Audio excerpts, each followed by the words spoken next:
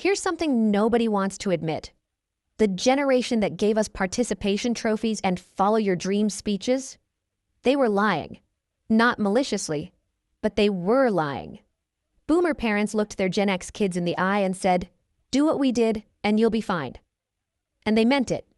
They believed it. Because for them, it was true. It's 1978. Your boomer parents sit you down for the talk. Not about sex, about money. Work hard, go to college, stay loyal to your company, and you'll be fine. We did it. So can you. Simple, clean, foolproof. But here's the betrayal. They didn't just give you a roadmap to a destination that no longer existed. They gave you their exact coordinates while the entire landscape was being demolished behind them. Your dad brings home a paycheck that buys more every single year. Your mom works part-time for extra money. They bought the house for $40,000. The pension is guaranteed. Everything compounds in their favor. And they look at you and think, if I can do this, anyone can. That's not parenting advice. That's survivorship bias wearing a cardigan. And when Gen X couldn't replicate their parents' lives despite following every instruction, boomers didn't question the system. They questioned their kids. Welcome to Wealth Logic. Today we aren't just ranting. We are dissecting the financial lies you were raised on. We call this generationally transmitted trauma. Your parents were programmed by the greatest economic boom in history. They didn't understand that the rules of money had an expiration date. And because they didn't understand, they set you up to fail. Let's look at lie number 1. The first lie was simple. If you take care of the company takes care of you. For a boomer, this was a contract written in stone. You get the job at IBM or GM. You show up on time. You don't complain. In exchange, you get steady raises that beat inflation, full health benefits, and the holy grail, benefit pension. But right as you were entering the workforce, the contract was shredded. The 1980s introduced a new term to the American lexicon: downsizing. Suddenly, loyalty wasn't an asset. It was a liability. The guy who stayed at the same desk for 20 years wasn't reliable. He was stagnant and expensive. Your parents told you to climb the ladder. But while you were climbing, the executives were sawing off the rungs. They replaced pensions with 401s, Ks, shifting the entire risk of retirement from the company balance sheet to your personal bank account. The betrayal here is psychological. You were raised to be a company man in a gig economy world. When you got laid off in 2001 or 2008 or 2023, you felt a deep sense of personal shame. You thought, what did I do wrong? The reality? You didn't do anything wrong. You were playing by 1970s rules in a casino where the house had already rigged the slots. Your parents taught you loyalty. The market taught you that loyalty is for suckers. Let's talk about a big lie boomer parents told. Get a degree, any degree, and you'll be fine. They genuinely believed this.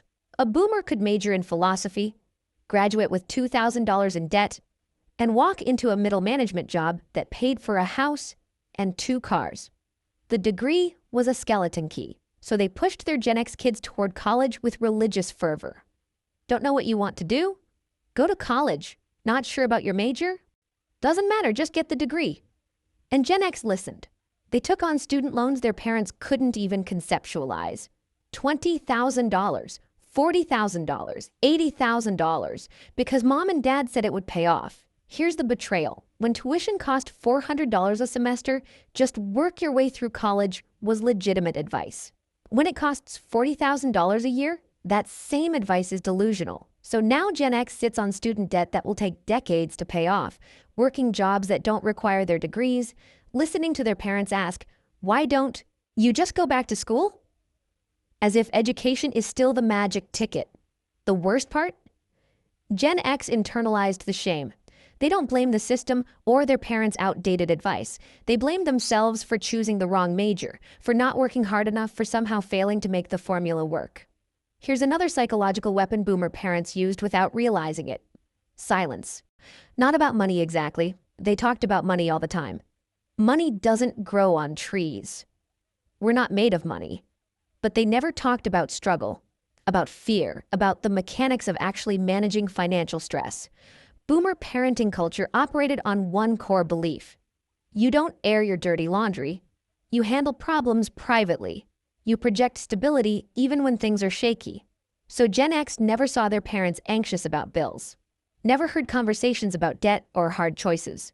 They saw the end result, parents who made it work, but never the process. And here's what that created: a generation that thinks financial problems are character defects. When you hit your first real money crisis, student loans you can't pay, credit card debt spiraling, rent you can barely cover, you don't think this is normal. You think, I'm failing at being an adult, because your parents never showed you that they struggled too. Or maybe they genuinely didn't struggle much because the economy was built for them to succeed. Either way, the message was clear. Competent adults don't have money problems. So when Gen X has money problems, they hide them. From friends. From family. Especially from their boomer parents who'll just confirm what they already fear. It's not financial literacy they're missing. It's financial honesty. The next lie was about worth. For boomer parents, buying a house wasn't just a financial decision. It was a rite of passage. The moment you became a real adult. And they were right. For them. They bought homes in their 20s when houses cost 2 to 3 times their annual salary. They watched those homes appreciate 400%, 500%, 700% over 30 years. Their mortgage payments stayed the same while their incomes tripled. So they looked at their Gen X kids and said, buy a house as soon as possible. Renting is throwing money away. And Gen X tried. They saved for down payments while rent ate half their income. They stretched to buy in markets that had already exploded. Many bought right before 2008 because they were supposed to by age 30. Then they watched their equity vanish, watched homes go underwater, got trapped in houses they couldn't sell in cities they needed to leave for work. But here's the psychological damage. Boomer parents had programmed home ownership as a moral imperative, not a financial strategy. Own a home equals responsible adult. Rent equals perpetual child. So when Gen X couldn't buy or bought and lost everything, they didn't just face financial consequences, they faced identity consequences, their parents' disappointment, their own internalized sense of failure. Boomers still don't get it. They see Gen X struggling with housing and think, we managed to buy, what's their problem? They don't see that they bought when everything was rigged in their favor. The great betrayal of boomer parenting wasn't economic policy. It was psychological preparation. They raised Gen X to expect stability in an unstable economy, to value loyalty in a system that rewards job hopping, to follow formulas that had expired. And when those strategies failed, boomer parents didn't question the advice. They questioned their kids. Gen X's money trauma isn't about being bad with money. It's about being raised with one set of expectations and living in a completely different reality. Following every instruction and still failing, then being told the failure is yours alone.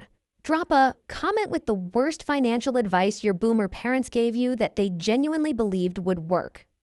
And subscribe for more on the psychology behind generational money trauma.